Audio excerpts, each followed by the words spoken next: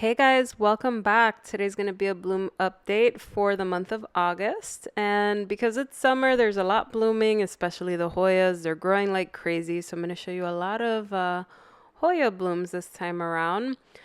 Funnily enough, I killed my lipstick plant, which I put down there as a shelf glow up. So I don't do great with everything. I kind of laughed. I was like, oh boy, how can I keep orchids alive? Yet I can't keep certain house plants alive. My jewel orchid back there, it has some like two leaves that look like they're gonna fall off, but I think otherwise it's okay. This is my Phalaenopsis equestris cerulean. I've had this in my collection for 5 years. It always gives me double spikes, and it's a very pretty one, so delicate. No fragrance, but really nice. My summer blooming phals down here are looking good. They're just throwing out like one little bloom each time. Nothing notable really. And I repotted almost all of these. This is a Richard Mueller cross. I repotted almost all of these, so they're done on these shelves. This is one of my Vandas, one of my Vanda falcatas.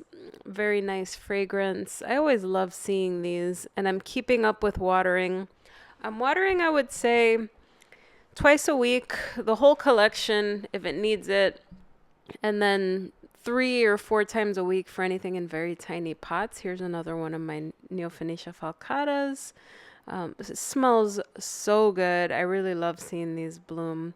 But I repotted my Vandas. They're pushing out nice new roots, so it looks like they're getting pretty acclimated. They're doing well here. Moving on to this phal shelf, here's Phalaenopsis Norman's World. This is one of my biggest Phalaenopsis. I repotted all of these about a month and a half ago, so they're all done. This is Phalaenopsis Sogo Relics. It's reblooming after being repotted, adapting really well. My Schilleriana has a spike, which is awesome. And I have to do a better job of picking up the dry flowers. I've just been so busy. It's been tough. And the collection is just honestly so big that I'm thinking of downsizing. I'm just sometimes overwhelmed, especially with the repots and not keeping up with little things like taking pictures, picking up the spent flowers, taking off keikis, things like that. And the worst is when I have like spider mites or something like that and I have to treat a few of them. I'm just like, my goodness. This is Dendrobium Gatton Sunray. Gatton Sunray. It's growing. It's so big. It's going to be huge. Now, this is the last shelf that I have to take care of. I repotted the bottom two shelves, and all I have left is the top. And a lot of things are starting to bloom. I have no complaints. I have to take care of that Brassavola in the back, though. That one's going to be a tough one. But this one is a Richard Mueller hybrid that's blooming, Hidden Gold by Richard Mueller. It's beautiful. Dendrobium Minobi Purple is starting to open up. I'm going to record a video when it's completely open because it gives a lot of flowers.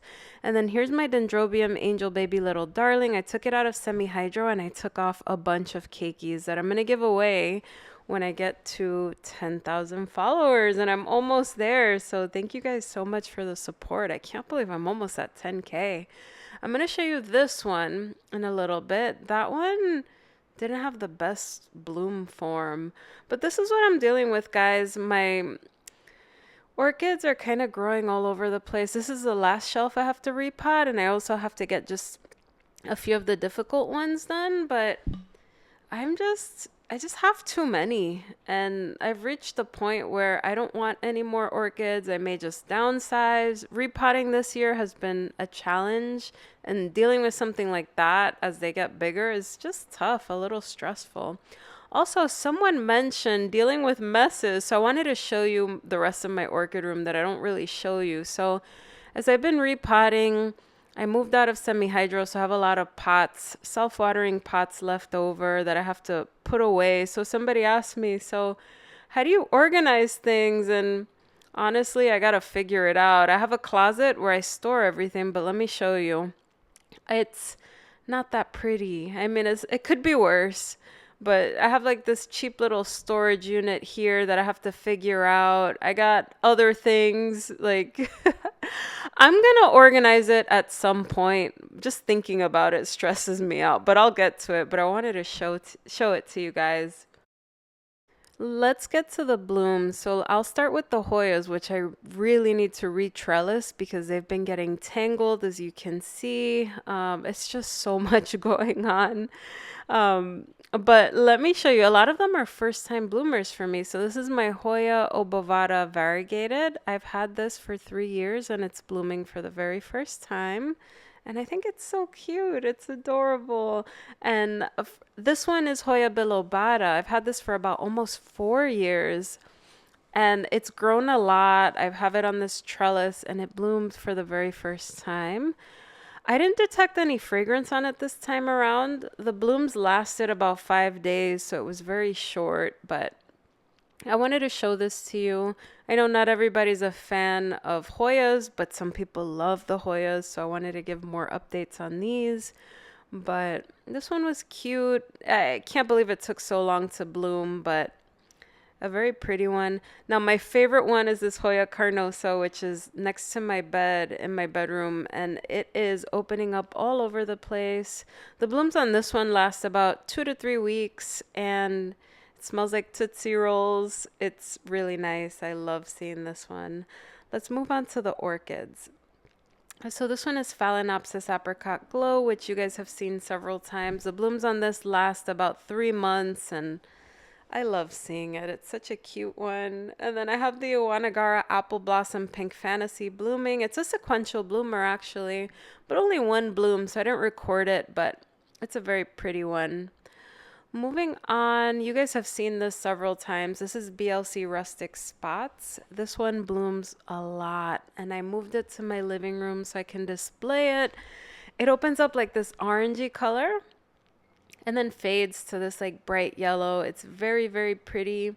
I wouldn't say it has a strong fragrance. For me, I get a scent like suntan lotion. It doesn't really count. It's not floral or anything, but it's very beautiful. I got it for my birthday about a year and a half ago, and I love it. And you guys know that I love Richard Mueller hybrids because they're very vigorous. They bloom multiple times a year. This one will bloom 4 or 5 times a year very easily. And not only does it have 2 sets of blooms, it also has an extra bud coming in. So it's one of those things where it's always blooming. So I highly recommend these. This one is a very pretty one. Moving on to another Richard Mueller hybrid. This one's BLC Hawaiian Leopard Ling. This one is nicely fragrant. The form this time around wasn't that pretty. This gave me 5 blooms for the very first time. So this is the most flowers I've ever had on this orchid. But I noticed that the blooms opened up a little wonky, and I think that's to do with me needing to repot it. You can't see it from the photo, but it has a lot of roots that have grown out on the bottom of the slotted pot. And sometimes when I water, those roots sit in water. So I don't know if that has something to do with it. But just like the Rustic Spots, this blooms very often. It's very vigorous and it's highly fragrant. So this is a keeper. I love the lip. It's a very pretty one. I'm a sucker for anything with spots, and Richard Mueller's always have spots. And look, we have another spike coming in. So these are very vigorous. I'm going to show you another Richard Mueller that's blooming right now that you've seen. This one is the Mueller with the Labiata. This is very pretty. It goes from pink to white. Oh, it's so gorgeous. They bloom all the time. Highly recommend Richard Mueller's. Okay, moving on. Before you guys kill me about Richard Mueller, this is Phalaenopsis LD Sunrose LD, a very, very pretty Phalaenopsis hybrid. It's got a nice fragrance. It smells fruity, kind of like grapes. It's so pretty. It was mislabeled, so it took me a while to figure out what it was, but I have no regrets. I love the spotting. Not spotting, it's like veining. The pattern on this one is quite nice. No, I noticed a couple of spider mites on it, so I treated it with some neem oil. I sprayed it down. I got rid of them. It has a little bit of damage on the tops of the leaves. You could see a little bit on the bottom of the leaf as well.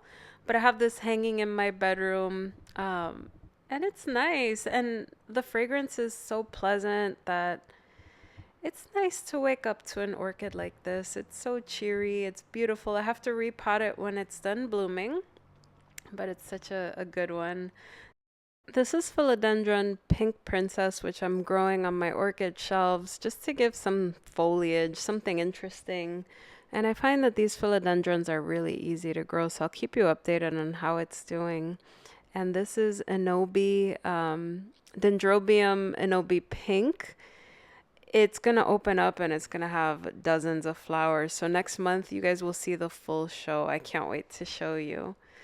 And this little one is SLC Jungle Elf by the Epi Cattleya Kayaguchi. Just one little flower this time, but when it blooms again, I will show you the full show. Thank you guys so much for watching, and I hope everyone's having a great summer, and I will see you soon. Bye, everyone.